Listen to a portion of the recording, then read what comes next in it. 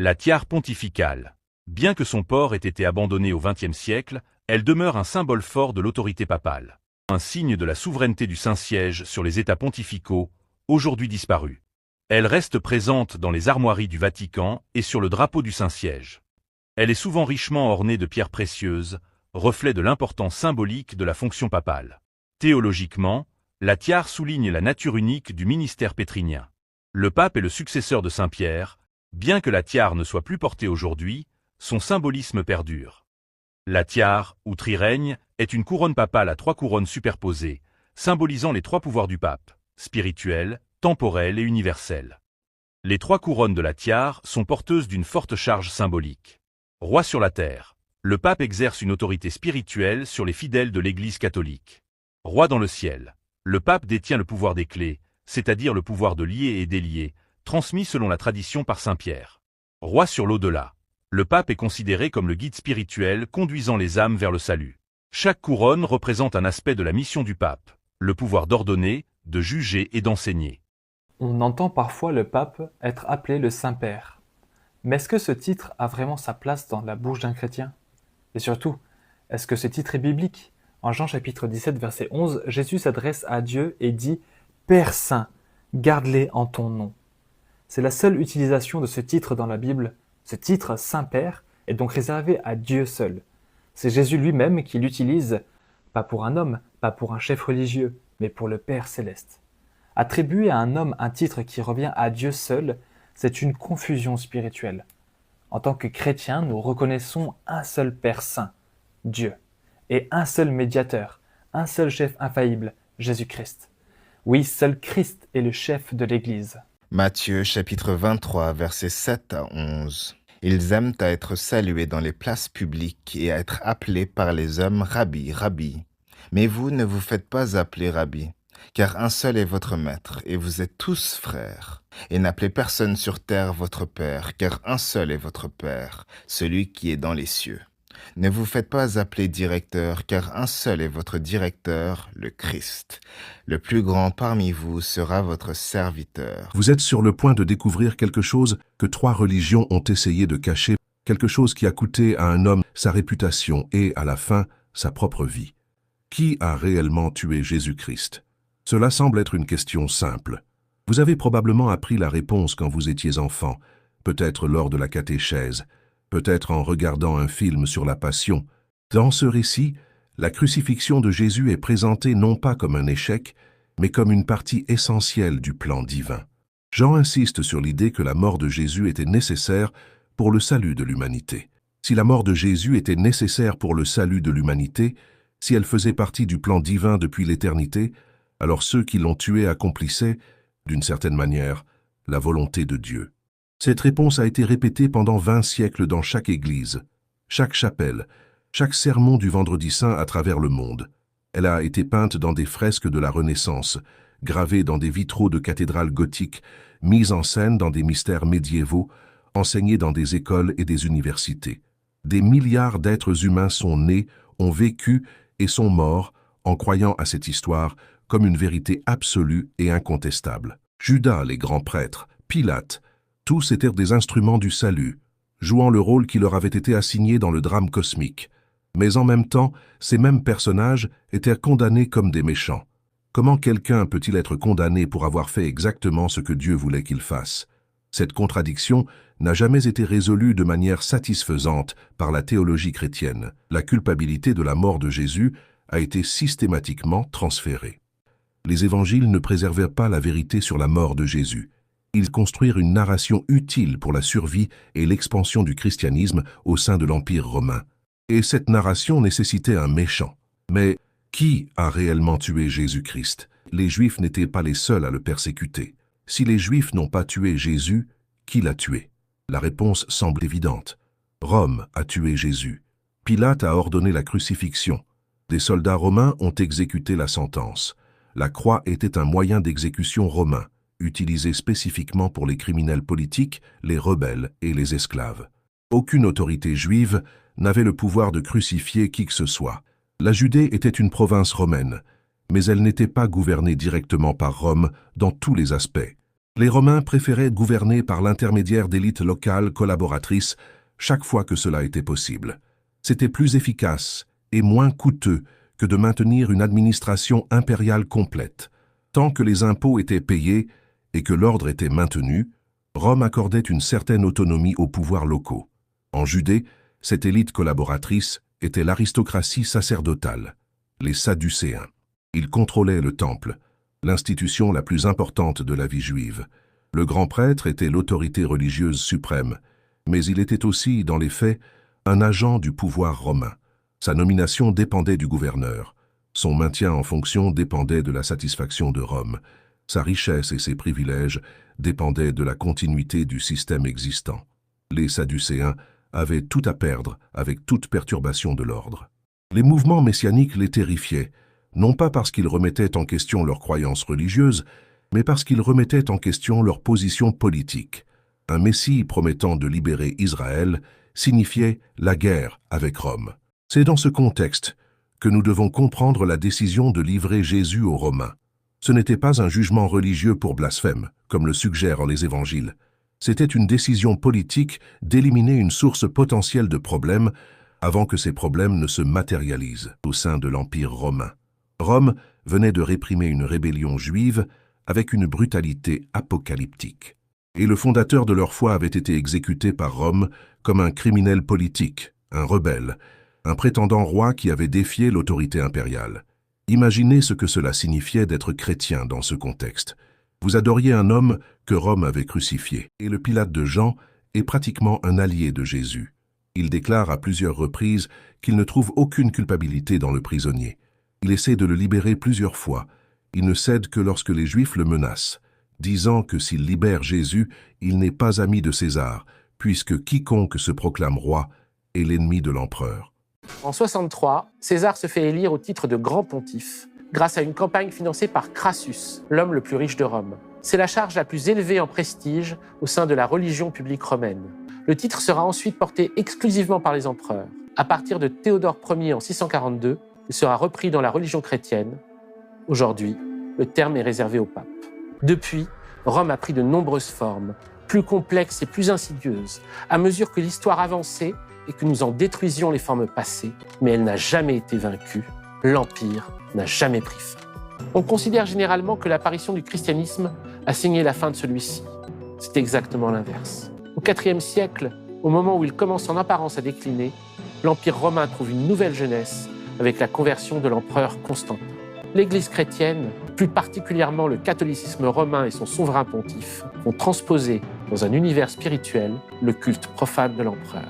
César a eu un tel impact sur la psyché humaine que c'est au point où l'on pourrait se demander si l'image que les hommes se font, non seulement de leur chef, mais de leur divinité toute puissante, n'a pas été principalement imaginée à partir de sa psychologie. Comme César, le dieu qu'adorent les hommes et auquel ils se soumettent est un sociopathe.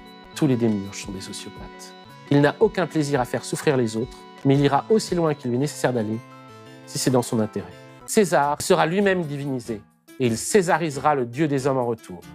On n'imagine pas à quel point. Leur dieu ne sera qu'un super César, un dictateur perpétuel jouant avec ses soldats le chaud et le froid, l'autoritarisme et la licence, mais surtout autorisant les pires massacres lorsqu'ils seront réalisés pour sa plus grande gloire. L'Empire n'a jamais pris fin. Mais si ce qu'on a appelé le christianisme a été la composante principale de sa continuation sur les corps comme dans les âmes, la parole de Jésus, prononcée par un homme ou un dieu né à Nazareth, ayant vécu sous les règnes d'Auguste et de Tibère, a inspiré tous ceux qui ont combattu les formes successives prises par la prison romaine, de Caligula à nos jours. Un combat contre l'Empire qui, comme l'Empire, n'a jamais pris fin, mais aussi un combat contre l'Église qui, comme l'Église, n'est pas près de s'arrêter. L'Église chrétiennement, l'Église chrétienne et romaine. Jésus-Christ n'a jamais écrit une seule parole. L'homme que des milliards considèrent comme Dieu incarné n'a laissé aucun document, aucune lettre, aucun enregistrement, aucune instruction écrite de sa propre main. Absolument tout ce que nous savons sur lui, chaque mot que nous lui attribuons, chaque action que nous disons qu'il a pratiquée, provient d'autres personnes qui ont écrit des décennies après sa mort. L'histoire de Jésus était façonnée pour correspondre à une vision qui favorisait les nouveaux chrétiens parce que les dirigeants de l'Église étaient nécessairement de mauvaises personnes ou conscientes de perpétuer une injustice. L'Église catholique est l'institution la plus puissante d'Europe, avait construit une partie significative de son autorité sur cette narration. Le récit des évangiles était une construction politique soumise aux mêmes distorsions et manipulations que tout autre document historique. Si les évangiles pouvaient se tromper sur qui a tué Jésus, si le récit de la Passion était de la propagande politique, quelles autres narrations bibliques pouvaient également l'être? Si l'histoire la plus sacrée du christianisme était en grande partie de la fiction, où était la base de la foi? Matthieu, qui s'adresse à une audience, ne s'est pas contenté de déconstruire le récit de la mort de Jésus. Il est allé plus loin, remettant en question la nature même des textes qui racontaient cette histoire.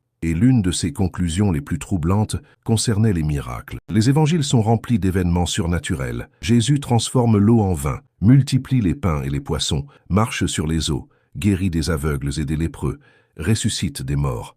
Ces miracles sont présentés comme des preuves de sa divinité, des évidences qu'il était vraiment le Fils de Dieu. Matthieu rejetait complètement cette logique. Pour lui, la nature opérait selon des lois fixes et immuables. Il n'y avait pas d'exception. Il n'y avait pas de suspension de l'ordre naturel pour accommoder des interventions divines. Ce que nous appelons des miracles étaient soit des événements naturels mal compris, soit des inventions délibérées. L'un des dogmes les plus sacrés du christianisme a été entièrement inventé. Constantin, empereur païen qui a présidé Nicée, n'a pas été baptisé avant d'être sur son lit de mort. Un empereur païen a décidé des questions de foi chrétienne, présidant les débats théologiques, non par conviction théologique, mais par opportunité politique. Il voulait unifier l'Empire par une religion commune. L'Église a créé la Sainte Trinité. Le dogme le plus fondamental du christianisme était une décision politique, et non une révélation divine. La même technique utilisée pour créer la Trinité a été appliquée à d'autres doctrines. L'infaillibilité papale, l'Immaculée Conception, la transsubstantiation. Jésus a été tenté par le péché mais ne pouvait pas pécher. Il était omniscient mais posait des questions qu'il ne savait pas. Il a véritablement souffert mais ne pouvait pas vraiment mourir. Dans chaque cas, des enseignements inexistants dans le christianisme primitif ont été progressivement élaborés, débattus dans des conciles, imposés par l'autorité et protégés contre toute remise en question. Dans chaque cas, les théologiens créent des explications complexes pour masquer des contradictions évidentes. Vous avez grandi en entendant parler du Père, du Fils et du Saint-Esprit comme trois personnes en un seul Dieu. Cela semblait un mystère sacré, impossible à comprendre, mais qu'il fallait accepter par la foi. Que remettre en question la Trinité était de l'hérésie. Si le Père, le Fils et le Saint-Esprit ne forment qu'un seul Dieu, alors Jésus priait lui-même au Jardin des Oliviers. Le Père s'est envoyé lui-même mourir sur la croix. Vous avez été trompés sur bien plus de choses que vous ne l'imaginez, non seulement sur la nature de Dieu, mais aussi sur l'autorité même de l'Église institutionnelle. L'Église s'est alliée au pouvoir impérial romain. L'alliance entre le christianisme et l'Empire a été une catastrophe spirituelle. Un mouvement de libération s'est transformé en instrument de contrôle. Une religion d'amour est devenue une justification de la violence. La Trinité symbolise parfaitement cette transformation. Analysons plus précisément comment la Trinité sert à centraliser le pouvoir ecclésiastique. Vous allez connaître la vérité que la hiérarchie ecclésiastique ne veut pas que vous connaissiez. Afin de découvrir ce secret, analysons désormais l'image suivante qui dépeint la Sainte Trinité, mais pas que. On y trouve tout en haut le Saint-Père, Dieu. Au centre, le Saint-Esprit symbolisé par une colombe, et tout en bas, Jésus-Christ crucifié. Maintenant, notez qu'une fois encore, Dieu le Saint-Père est couronné de la triple tiare papale, ce qui semble suggérer deux choses dans ce contexte bien précis. Premièrement, que les papes sont des faux dieux qui ont confondu leur image avec celle du vrai Dieu dans l'art, les saintes écritures et par conséquent dans l'inconscient collectif. Deuxièmement, cette image révèle qu'il y a effectivement un lien entre le souverain pontife et le concept de Trinité, comme si cette notion venait de ces imposteurs qui dirigent l'Église du mensonge. Pour aller plus loin, je dirais même que cette image insinue fortement que l'évêque de Rome incarne à lui seul cette triade divine illusoire, comme s'il excluait les deux autres tout en s'élevant au-dessus d'eux. C'est pourquoi nous retrouvons sur cette même image deux symboles, l'alpha et l'oméga, en référence aux paroles de Dieu et du Christ qui stipulent dans Révélation chapitre 1 verset 8 et chapitre 22 verset 13 qu'ils sont l'alpha et l'oméga, le premier et le dernier. Autrement dit, le Seigneur nous apprend qu'il incarne deux personnes bien distinctes et pourtant bien égales. De surcroît, remarquez que sur l'image, le Christ nous présente deux doigts tendus et collés à sa main droite et le poing fermé à sa main gauche, comme pour mettre l'accent sur le chiffre 2. Ainsi, il nous révèle qu'il existe non pas un ou trois, mais deux dieux, deux Saint-Esprits distincts mais unis. Par conséquent, Jésus aurait été l'incarnation humaine de l'un d'entre eux. C'est sous cette forme mortelle à l'image de ses propres enfants que le Fils de l'homme serait mort aux mains d'un empereur romain dont les papes sont les héritiers. C'est pour ça qu'on voit ce Saint-Père couronné de la tiare papale qui tient la croix avec le crucifié, car c'est eux les meurtriers du Christ. Sur l'image présente, nous pouvons constater une opposition flagrante entre le côté gauche qui exprime la Trinité liée au souverain pontife qui aurait causé la mort du Christ et le côté droit qui exprime la dualité liée à Marie, la Reine du ciel qui aurait permis la naissance du divin enfant. Il faut aussi relever le signe que les deux mains du crucifié affichent cette fois-ci. Effectivement, Jésus tend son index et son majeur que l'on voit collés comme sur l'image précédente. Ces deux doigts, mis en évidence sur ces deux mains, viennent briser le mythe de la Trinité pour confirmer l'authenticité du dualisme divin. N'oublions pas que le Saint-Père, le Pape, représente l'imposteur. Nous pouvons donc l'ôter de l'équation, ce qui nous permet de comprendre que le Saint-Esprit de Dieu n'est pas celui d'un père, mais celui d'une mère. Par conséquent, cela impliquerait que le concept d'une divinité masculine serait l'invention de l'Église patriarcale qui nous cache que Dieu est une femme et que Jésus est lui-même l'incarnation d'une déesse. Poursuivons avec ces deux images que j'ai superposées de manière à vous montrer que les papes n'ont pas substitué leur image avec celle de Dieu le Saint-Père, mais avec Marie la Sainte Mère, qui représente réellement le Saint-Esprit que l'on a symbolisé ici par une colombe au-dessus de la tête du pape, qui en réalité se trouve alignée avec la tête de Marie, autrement dit, le siège de son esprit. Je vous ai désormais fourni tous les outils qui vous permettront de comprendre l'image que vous voyez actuellement. En effet, on peut y voir le couronnement de Marie qui s'avère être la Reine du ciel, la colombe immaculée ou plutôt le Saint-Esprit créateur qui demeure dans les cieux. Ce couronnement est visiblement effectué par le Christ et le pape qui connaissent tous deux la véritable nature de cette femme ou déesse que les artistes initiés tentent de vous peindre. Enfin, je tiens à attirer votre attention en direction des mains du Christ et du pape, car le Christ, encore une fois, tend ses deux doigts vers le haut comme pour signaler la dualité, tandis que le Saint-Père, couronné de la triple tiare papale, tend trois doigts pour signifier la Trinité qu'il incarne à lui seul, en tant que faux Dieu. Ainsi, on voit que les deux doigts du Christ symbolisent lui et Marie qui est couronnée. Je vais avoir l'occasion de vous révéler la signification des codes de Léonard de Vinci dans le fameux Salvator Mundi. Léonard de Vinci, il n'a pas fait tout ça par hasard, il n'est pas le seul ni le créateur de ce code. C'est quelque chose qui est relié à ce qui est en haut, au sacré, au plus juste des êtres humains. Allez, c'est parti pour la révélation. On a donc le Salvator Mundi. En italien, ça veut dire le sauveur du monde. Vous vous rendez compte un petit peu de l'importance de la chose. Le sauveur du monde, ça c'est le nom de ce tableau. Ensuite, on a Jésus qui fait ce geste. Les représentations de Jésus-Christ le montrent souvent en train de faire le fameux geste avec deux doigts tendus. Ce geste comporte une codification précise. Il est le symbole de deux choses qui sont réunies en une seule. Le geste du Christ nous appelle donc à compter jusqu'à 2, comme si ce 1, 2 faisait le clin d'œil à un Dieu.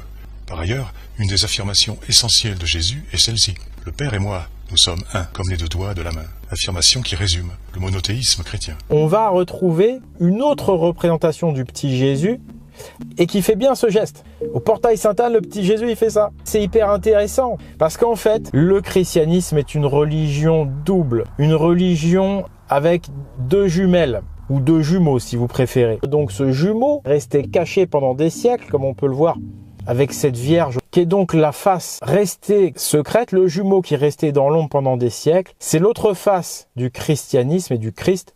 En fait, c'est le grand secret aussi du Sacré-Cœur, parce qu'on va trouver dans le cœur de Marie et de Jésus la parole de Dieu, le Verbe de Dieu.